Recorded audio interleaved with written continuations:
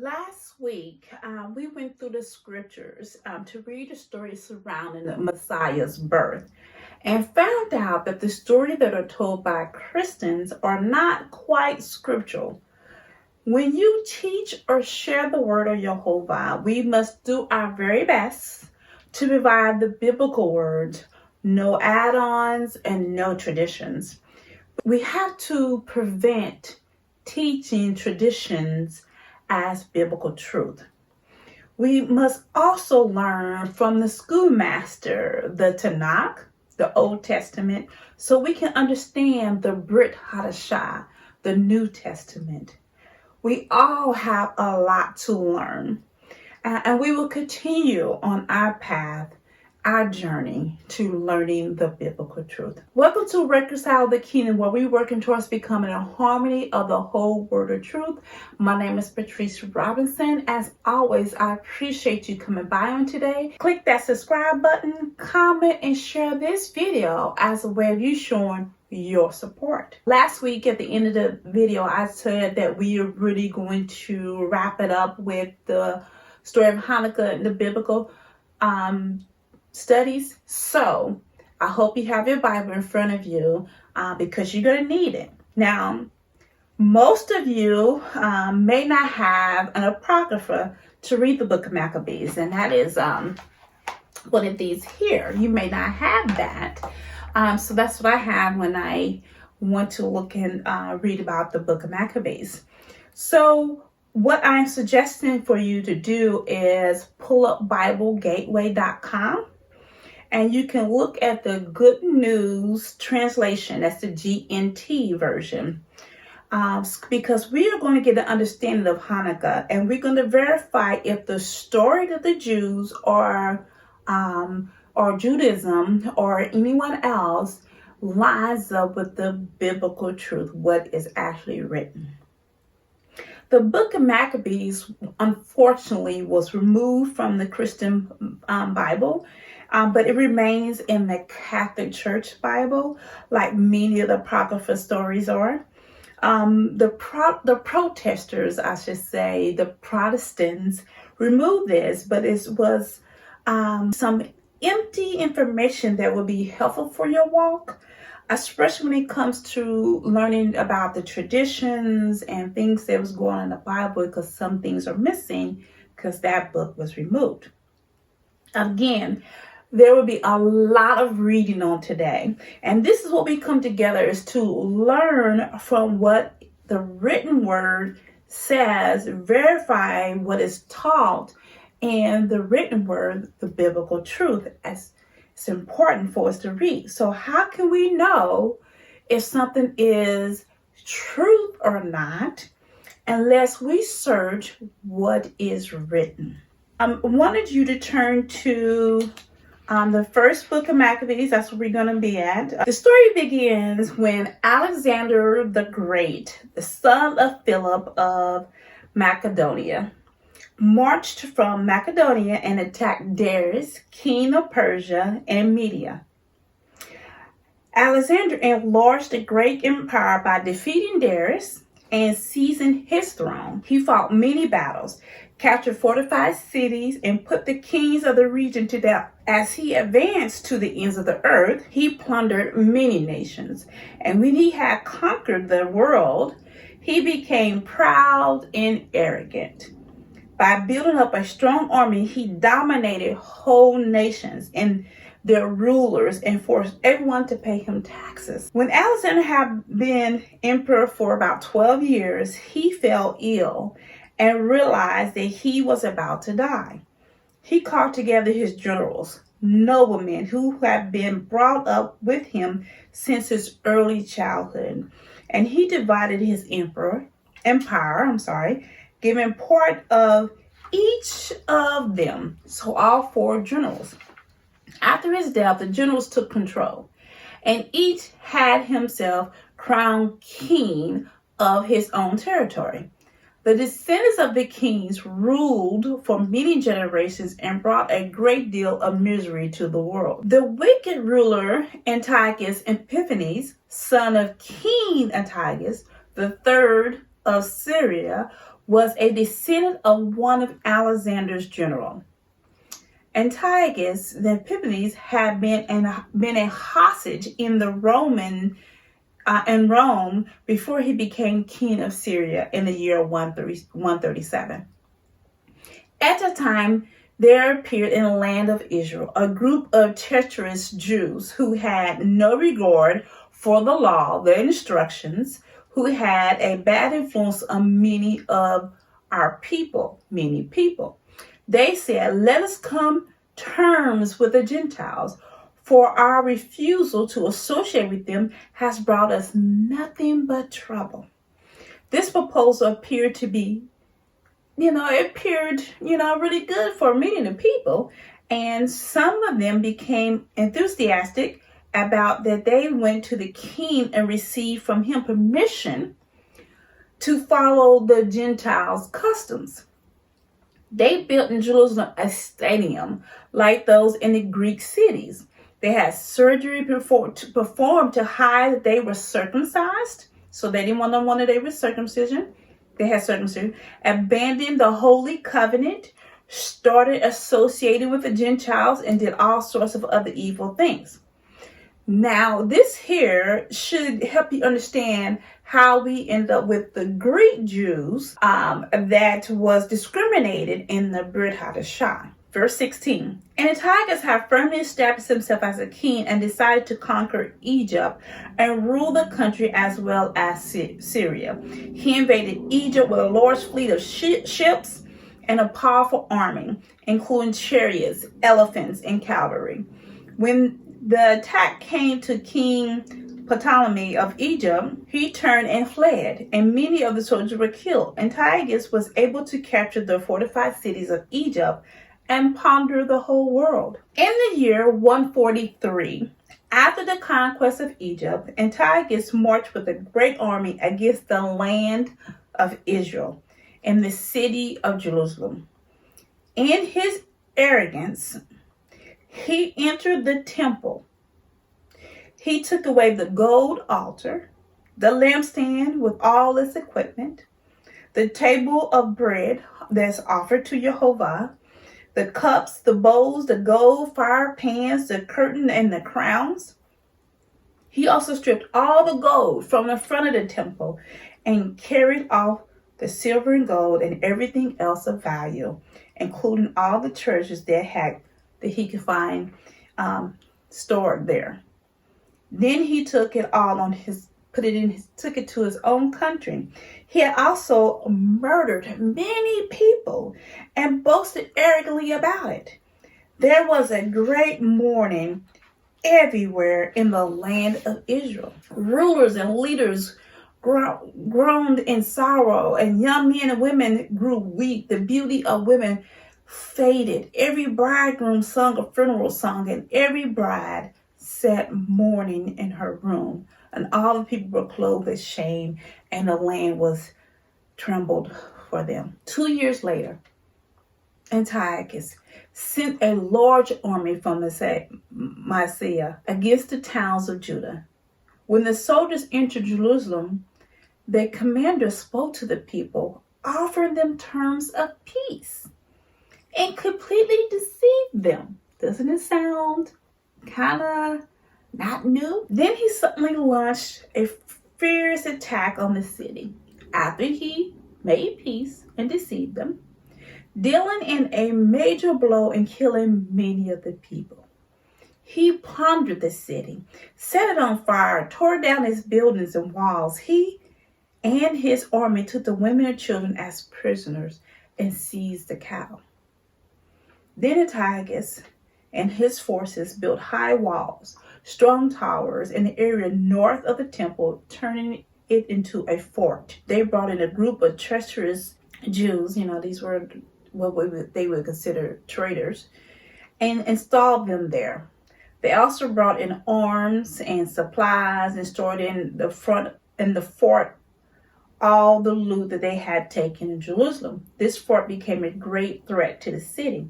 The fort was a threat to the temple, a constant evil menaces of Israel. Innocent people were murdered around the altar. The holy place was defiled by murderers, and the people of Jerusalem fled in fear, and the city became a colony of foreigners. Jerusalem was foreign to its own people, who had been forced to abandon the city. Her temple was empty as a wilderness. Her festivals were turned into days of mourning. Her Sabbath joy into shame. Her honor became an object of ridicule.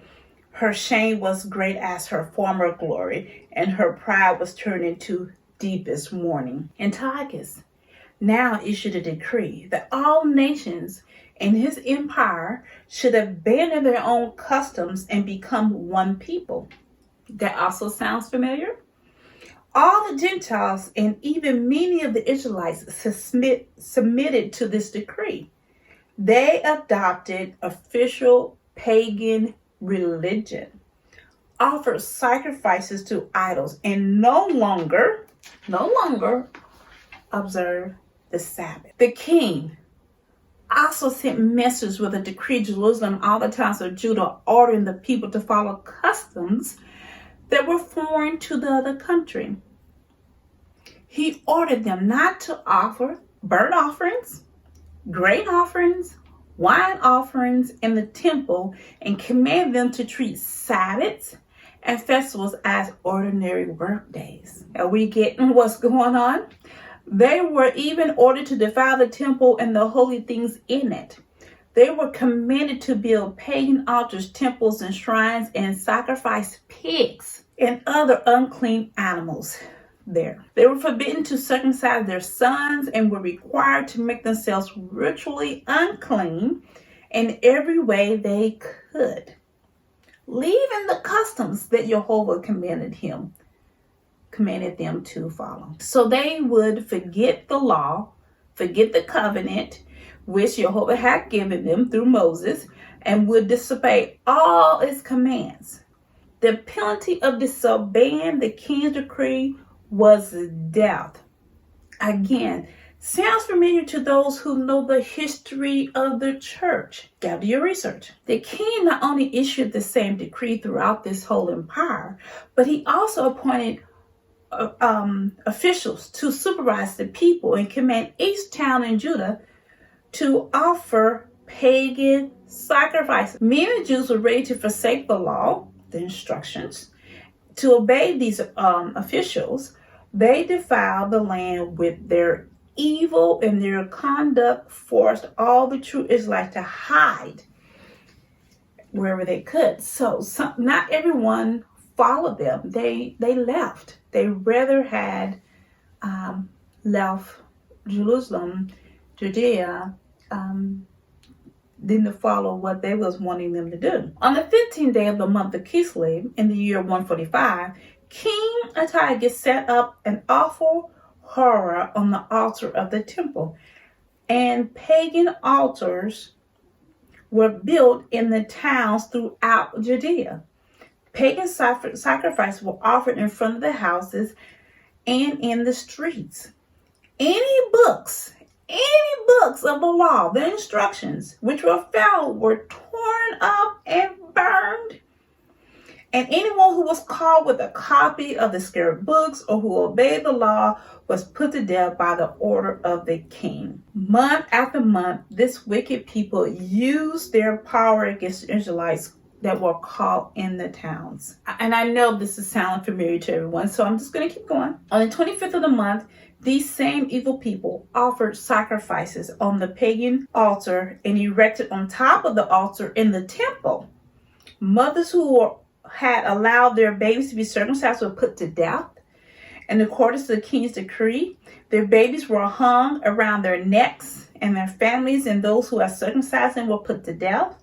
But many people in Israel firmly resisted the king's decree and refused to eat food that was ritually unclean. They preferred to die rather than to break the holy covenant and eat unclean food. And many did die. In his anger, Jehovah made Israel suffer terribly. This is terrible things that they suffered under the hands of the Greeks. Greeks changed the world, which we still see the effects today. We're not going to get into all of that today. But although there was darkness in this time for the children of Israel, believe me, this was darkness for them. But Judas Maccabee and his companions defended the Greek by fighting back. So this is kind of a short version. They fought back, and eventually they won the battle, and the Greeks left. So Judas Maccabees and these true Israelites, they actually stood up, and they called them Hanukkites. They stood up and fought back and won. And it was so amazing. So we're going to jump right into how we got Hanukkah. First Maccabees chapter 4, verses 36 through 40. Judas Maccabees and his brothers said, "Now that our enemies have been defeated, let's go to Jerusalem and purify the temple and rededicate it." So the whole army was assembled and went up to Mount Zion, and they found the temple abandoned, the altar profaned, the gates burned down, the courtyards grown up into a forest of weeds, and the priest rooms torn down. In their sorrow, they tore their clothes, cried loudly, threw ashes on their heads, and fell face down to the ground. When the singer was given on the trumpets, everyone cried out to Jehovah, the Lord Elohim. First Maccabees chapter 4, verses 56 through 59. For 8 days, they celebrated the rededication of the altar. Remember, this is the same altar that animals were sacrificed. Unclean animals and pigs were being sacrificed in the temple because of the Greeks. With great joy, they brought burnt offerings, offered fellowship offerings, and thank offerings. They decorated the front of the temple with gold crowns and shields, rebuilt the gates and the priest's rooms, and put doors on them. Now that the Jews had removed the shame which the Gentiles had brought, they held a great celebration. Then Judas, his brothers, and the entire community of Israel decreed that the rededication of the altar should be celebrated with the festival of joy and gladness of the same time each year, beginning on the 25th of the month of Kislev, lasting for 8 days. There is an 8-day celebration on the 25th month of Kislev, which happens to come around the same time or around Christmas. Kislev is the 9th month of the biblical month. Now, the story that the Jews or Judaisms use is that there were only enough oil for 1 day, that it lasted for 8 days. I have not found that in the book of Maccabees. I have not found that part of the story in the book of Maccabees. How did they celebrate it? 2 Maccabees chapter 10, verses 6 through 8. The happy celebration lasted 8 days. Like the Feast of Shelters, or the Feast of Booths, or Feast of Tabernacles, which is actually 7 days. And then you have the 8th day, which is separated from the 7 days. But they combined them and made it a whole 8-day feast. And the people remembered how only a short time before they had spent the Feast of Shelters wandering like wild animals in the mountains and living in caves. Because remember, they was on the run trying to get away from the Greeks. But now, carrying green palm branches and sticks decorated with ivory, they paraded around singing gratefully praises to him who had brought about the purification of his own temple.